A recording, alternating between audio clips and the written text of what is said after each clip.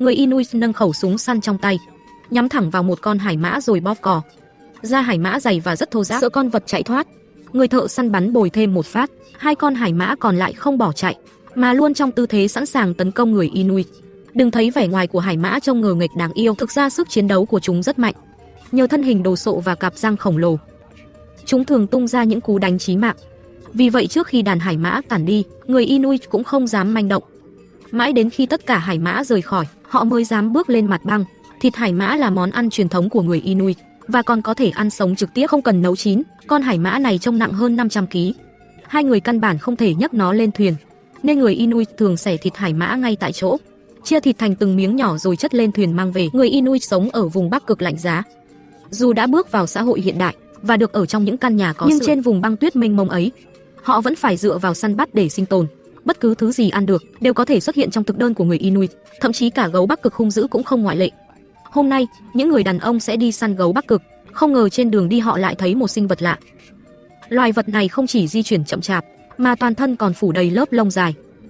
Bên dưới đôi mắt trông đầy trí tuệ là hai chiếc răng vàng to tướng. Ngay cả những người Inuit từng trải cũng không biết đây là thứ gì, vì trong nó có vẻ chẳng ngon lành gì, nên người Inuit không săn nó.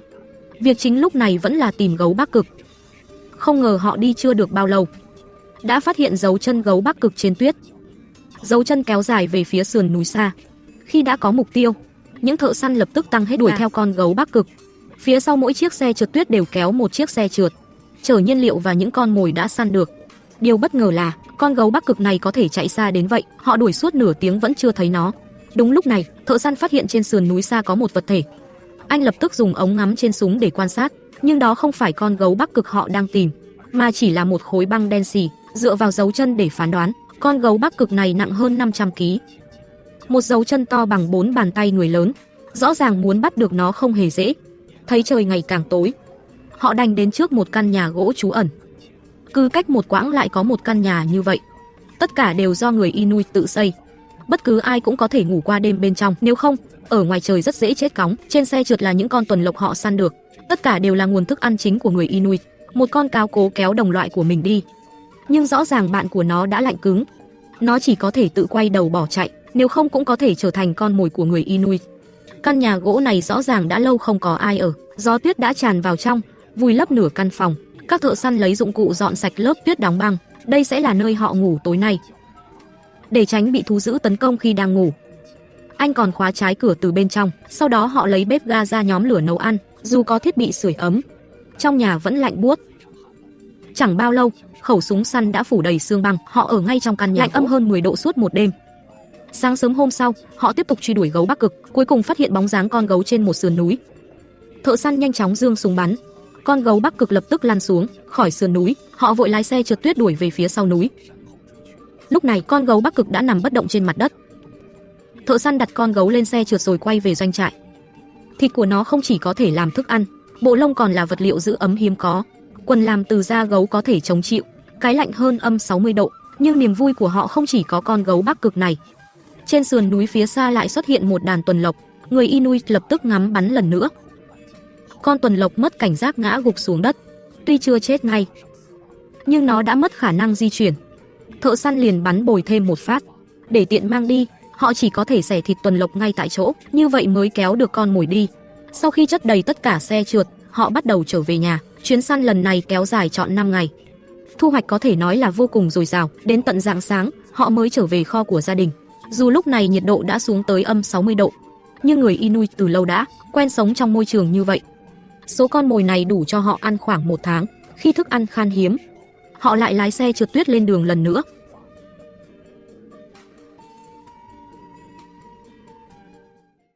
Con hải mã này đã chết cả tuần. Tuy thịt trên thân đã thối rữa và bốc mùi, nhưng hai chiếc ngà trong miệng lại rất có giá trị. Tất nhiên anh không thể bỏ lỡ cơ hội này, liền cầm rìu và cưa cắt cặp ngà xuống. Cặp ngà này có thể đổi được không ít thức ăn. Chỉ tiếc là cả một con hải mã lớn đã bị lãng phí. Ở đảo Greenland, thịt hải mã là lương thực chính của người Inuit. Mỗi gia đình mỗi năm phải ăn hơn chục con. Những người đàn ông đang đẩy thuyền nhỏ xuống nước, họ chuẩn bị ra ngoài săn hải mã còn sống. Dù người Inuit đã bước vào xã hội hiện đại từ lâu, họ vẫn dựa vào săn bắt các loài thú biển có vú để sinh tồn. Không có những loài vật này, họ khó mà sống được. Người Inuit không có nước máy để dùng. Nước sinh hoạt của họ đều đến từ những tảng băng biển này. Người lái xe dùng máy ủi gom những khối băng, tập trung lại một chỗ, rồi mỗi ngày đưa một số tảng băng vào nhà máy xử lý nước ngọt. Nhà máy nước này đảm nhận việc lọc nước ngọt cho cả thị trấn. Đây chính là nguồn nước ngọt của các gia đình Inuit. Nhưng do ảnh hưởng của biến đổi khí hậu, băng trôi trên vùng biển gần thị trấn ngày càng ít, mà hải mã phần lớn thời gian sống trên băng biển. Không có băng biển, hải mã cũng sẽ ít đi. Loài hải mã từng nhiều đến mức tràn lan, nay lại rất khó nhìn thấy dù chỉ một con. Thợ săn đứng trên cao dùng ống nhòm quan sát khắp nơi. Cuối cùng phát hiện ở mặt nước xa xa có 2 con hải mã. Anh nhanh chóng rút súng săn và bóp cò, rồi lập tức lái thuyền tiến gần tới chúng. Sợ con mồi chạy mất, người đàn ông bắn bồi thêm một phát. Một con hải mã rõ ràng đã trúng đạn. Trên mặt nước nổi lên vệt máu đỏ. Nhưng con hải mã còn lại vẫn không bỏ mặc nó, liên tục bơi quanh bạn mình để giúp nó thoát. Ngay khi thợ săn chuẩn bị phóng lao móc, 2 con hải mã đột nhiên lật mình lặn xuống nước. Hải mã có thể nín thở dưới nước 30 phút. Khoảng thời gian dài như vậy đủ để chúng bơi rất xa. Cuối cùng thợ săn vẫn mất dấu mục tiêu. 2 con hải mã này cũng thật may mắn, lại có thể ngay trước người Inuit mà thoát được đường sống.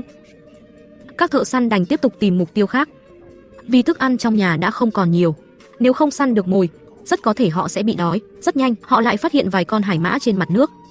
Thợ săn lập tức giương súng bắn. Lần này viên đạn bắn trúng đúng chỗ hiểm. Chẳng bao lâu nó nổi trên mặt nước, không còn giãy giụa. Để bảo đảm chắc chắn, thợ săn lại phóng thêm một cây lao móc vào nó. Mũi lao sẽ cắm chặt vào lớp da của hải mã, cộng thêm phao nổi phía sau lao, nên dù hải mã chìm xuống, thợ săn vẫn có thể dễ dàng tìm thấy. Dù săn hải mã là truyền thống của họ, chính quyền địa phương cũng kiểm soát số lượng rất nghiêm ngặt. Làm như vậy mới bảo đảm loài này không tuyệt chủng ở Bắc Cực. Hải mã vừa bắt được phải nhanh chóng kéo lên băng trôi để xẻ thịt, chỉ như vậy mới giữ được độ tươi của thịt. 2 con hải mã này được chia cho 3 thợ săn. Tuy có thể giúp họ ăn được một thời gian, nhưng vẫn không đủ để vượt qua mùa đông dài. Các thợ săn chất thịt hải mã đã cắt lên thuyền nhỏ. Cuộc săn hôm nay xem như thắng lợi trở về. Việc đầu tiên khi về nhà là hầm một nồi thịt hải mã. Thịt hải mã vừa săn được là ngon nhất, chỉ cần hầm đến tái vừa là được. Nếu ở đó không có điều kiện nấu nướng, họ cũng sẽ ăn sống trực tiếp. Bởi ăn thịt sống là truyền thống của người Inuit. Tổ tiên của họ đã nhờ cách đó mà sống sót ở Bắc Cực. Trẻ em Inuit từ nhỏ đã phải học săn bắn. Trẻ mới hơn 10 tuổi đã có thể một mình đi săn hải cẩu. Những người đàn ông đặt thịt hải mã lên bệ ngoài trời để cất trữ. Mùi thịt sống khiến đàn chó kéo xe vô cùng phấn khích. Số thịt này ngoài cho gia đình ăn, còn phải chia một phần cho chó kéo xe. Nhà anh có tổng cộng 20 con chó kéo xe. Những con chó này vô cùng quan trọng với người Inuit. Khi đi săn trên đồng tuyết, họ hoàn toàn dựa vào chúng để kéo xe. Người đàn ông cắt đầy 2 thùng lớn thịt hải mã cho chúng. Do gần đây bắt được không nhiều con mồi, nhiều lúc anh không có đủ thịt để nuôi chó. Trước kia 2 ngày cho ăn một lần, sau đó là 3 ngày một lần. Còn bây giờ chỉ có thể 1 tuần cho ăn một lần. Sức ăn của 20 con chó kéo xe này rất kinh khủng. Có lúc không có đủ nhiều thức ăn để nuôi số chó ấy, nên có vài con sẽ chết vì đói. Một số người mua thức ăn cho chó để cho chúng ăn, nhưng với người Inuit, đó là một gánh nặng lớn, bởi giá cả ở đây rất đắt đỏ, họ không có nhiều tiền để chi trả khoản này. Thói quen ăn uống của người Inuit cũng đang dần thay đổi. Trong những bữa tụ họp, các món làm từ bột mì xuất hiện nhiều hơn trên bàn ăn. Sinh tồn nơi rìa băng tuyết chưa bao giờ dễ dàng. Con mồi giảm đi, thức ăn thiếu hụt, lối sống truyền thống đang từng chút bị hiện thực chèn ép. Khi truyền thống săn bắt cổ xưa va chạm với cuộc sống hiện đại, họ buộc phải tìm ra sự cân bằng giữa hai bên. Chỉ có như vậy họ mới có thể tiếp tục sống trên vùng băng nguyên này. Người Inuit giơ khẩu súng săn trong tay, nhắm vào con hải cẩu trên mặt băng lạnh rồi bóp cò. Con hải cẩu không chút phòng bị ngã gục xuống. Ở vùng Bắc Cực lạnh giá, kẻ thù lớn nhất của hải cẩu chính là người Inuit. Suốt hàng nghìn năm, họ luôn lấy hải cẩu làm thức ăn. Mỡ và da lông hải cẩu là chìa khóa giúp người Inuit tồn tại. Mỗi khi bắt được hải cẩu, thợ săn đều xẻ thịt nó ngay tại chỗ, vì lúc này thịt hải cẩu vẫn còn hơi ấm. Phần mỡ và nội tạng hải cẩu còn ấm là món khoái khẩu của người Inuit. Trong lúc cắt xẻ, họ có thể cho thẳng vào miệng ăn sống. Thịt hải cẩu ăn không hết sẽ được treo ngoài trời phơi khô. Số thịt khô này được tích trữ làm lương thực. Chó của người Inuit cũng lớn lên nhờ ăn thịt hải cẩu. Họ sẽ cho phần vụn còn lại trên thân hải cẩu vào thùng gỗ để lên men. Số thịt hải cẩu này là thức ăn chính của chó kéo xe.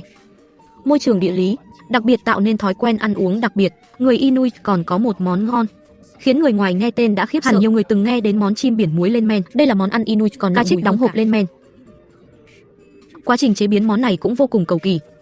Họ cầm trên tay một chiếc vợt dài, rồi mặc quần áo có màu gần giống đá, nấp trong đống đá. Vào mùa này, có rất nhiều chim biển bay sượt qua sườn núi. Khi thấy cơ hội, người Inuit sẽ nhanh chóng vươn vợt ra vì số lượng chim biển thật sự quá nhiều. Nên gần như mỗi lần người đàn ông đưa vợt ra đều có thu hoạch. Cách săn bắt này được tổ tiên họ truyền lại. Trong vùng nội địa Bắc Cực thiếu thốn thức ăn, bất cứ thứ gì cũng có thể trở thành thức ăn của người Inuit chỉ chưa đầy một ngày. Người đàn ông đã bắt được hơn 100 con chim biển, nhưng để làm món chim biển lên men này, anh còn cần một dụng cụ đặc biệt. Dụng cụ tốt nhất để làm món này chính là da hải cẩu. Anh cho toàn bộ số chim biển bắt được vào chiếc túi ấy. Những con chim này không cần nhổ lông, cũng không cần rửa sạch, chỉ như vậy mới giữ được hương vị nguyên bản của nguyên liệu. Sau khi nhồi đầy, người đàn ông dùng kim chỉ khâu kín miệng túi. Công đoạn này vô cùng quan trọng, phải bảo đảm mọi khe hở đều kín khít. Khâu xong còn phải dùng mỡ hải cẩu chết kín miệng túi, như vậy mới ngăn ruồi chui vào sinh sản. Tiếp theo, họ phải khiêng chiếc đầy chim biển này lên sườn núi, bởi không khí trên sườn núi lưu thông tốt hơn, giúp chim biển trong quá trình lên men không bị thối hỏng, gây mùi hôi. Trước hết họ đào một hố lớn trong đống đá, rồi đặt chiếc túi da hải cẩu vào và dùng đá đè lên. Quá trình lên men rất dài, phải chờ hơn 3 tháng mới có thể ăn. Dù món ăn này khiến người thường khó chấp nhận, nhưng trong mắt người Inuit, đây là mỹ vị hiếm có, chỉ khi trong nhà có khách, họ mới lấy ra để thưởng thức. Hơn nữa cách ăn cũng rất đơn giản, không cần gia vị, cũng không cần nấu chín, chỉ cần cho thẳng vào miệng là có thể ăn sống. Sau 3 tháng lên men, bề ngoài những con chim biển đã chuyển sang màu vàng óng, trông rất kích thích vị giác.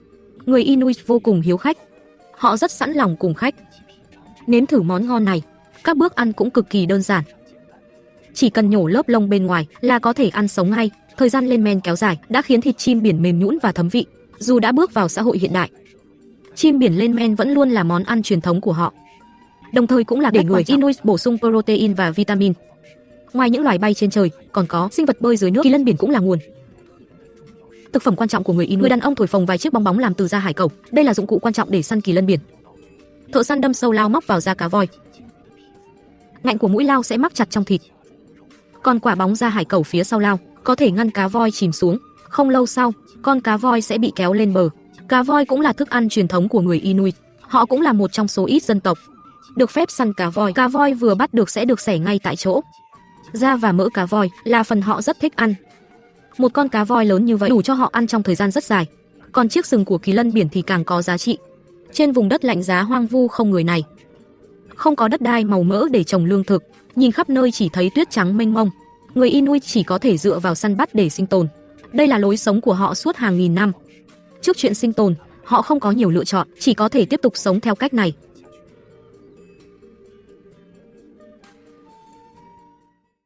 Lưỡi dao sắc rạch lớp da ngoài của hải cẩu, lớp mỡ màu hồng lập tức lộ ra. Đây là món ăn truyền thống của người Inuit, sashimi hải cẩu. Mỗi khi thợ săn bắt được hải cẩu tươi, họ đều bắt đầu ăn sống ngay trên tuyết. Với họ, đây là món ngon hiếm có. Người Inuit đưa cho người da trắng một con mắt hải cẩu. Anh cho rằng đây là thứ rất ngon. Nhưng với người da trắng, đây đúng là một món ăn kinh dị. Anh nhíu mày nếm thử một chút, rồi để lộ biểu cảm rất khó diễn tả. Các thợ săn chất phần thịt hải cẩu còn lại lên xe trượt. Người Inuit không có đất để trồng ngũ cốc, nên muốn sinh tồn, họ chỉ có thể không ngừng săn bắt trên đồng tuyết. Bất cứ thứ gì ăn được đều có trong thực đơn của họ. Thậm chí cả gấu Bắc Cực hung dữ cũng không ngoại lệ. Người Inuit mỗi lần ra ngoài săn đều di chuyển bằng xe trượt chó kéo. Và những con chó này không chỉ đơn giản là kéo xe, chúng được huấn luyện thành công cụ chuyên đối phó với gấu Bắc Cực. Để xóa bỏ nỗi sợ gấu Bắc Cực, thợ săn thường khoác lên mình da gấu để huấn luyện đàn chó kéo xe này, qua đó giúp chúng quen với mùi gấu Bắc Cực.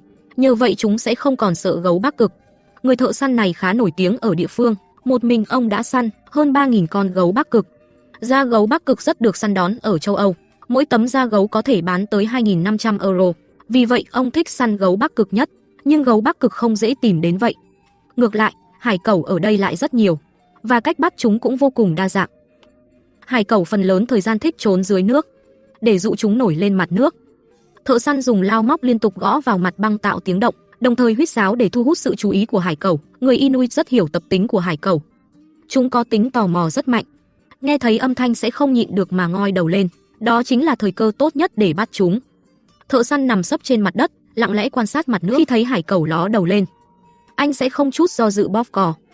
Sau khi trúng đạn, hải cẩu chìm xuống rất nhanh. Thợ săn phải dùng thuyền nhỏ kéo nó lên bờ càng sớm càng tốt. Nếu chìm xuống nước thì sẽ không thể vớt lên nữa. Chỉ khi dùng dây buộc nó vào thuyền nhỏ mới có thể bảo đảm chắc chắn kéo lên mặt băng. Việc đầu tiên là xẻ thịt hải cẩu, bởi lúc này hải cẩu vẫn còn hơi ấm. Thịt hải cẩu còn nóng cũng là lúc có hương vị ngon nhất.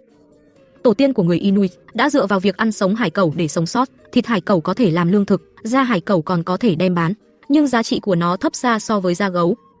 Mỗi tấm da hải cẩu chỉ bán được 50 euro, với người Inuit, đây vẫn là một khoản thu không nhỏ. Người Inuit ăn uống ngoài trời không bao giờ cần nấu chín. Bất cứ con mồi nào bắt được cũng có thể ăn sống trực tiếp, chính khả năng thích nghi mạnh mẽ này đã giúp họ trong môi trường khắc nghiệt như vậy, sinh tồn qua nhiều thế hệ. Khi cuộc săn tiếp tục, cuối cùng họ phát hiện dấu chân gấu Bắc Cực. Những dấu chân này kéo dài về phía trước, xem ra khoảng cách không còn xa. Thợ săn nhanh chóng lái xe trượt đuổi theo gấu Bắc Cực. Quả nhiên chẳng bao lâu đã thấy bóng con gấu. Lúc này đàn chó kéo xe bắt đầu phát huy tác dụng, chúng ùa lên bao vây con gấu Bắc Cực. Dù nó có lợi hại đến đâu cũng không thể chống lại sự vây công của nhiều con chó như vậy, chẳng mấy chốc nó kiệt sức và ngã xuống. Trong trận ác chiến này cũng có vài con chó kéo xe bị thương, nhưng nhìn có vẻ không quá nghiêm trọng.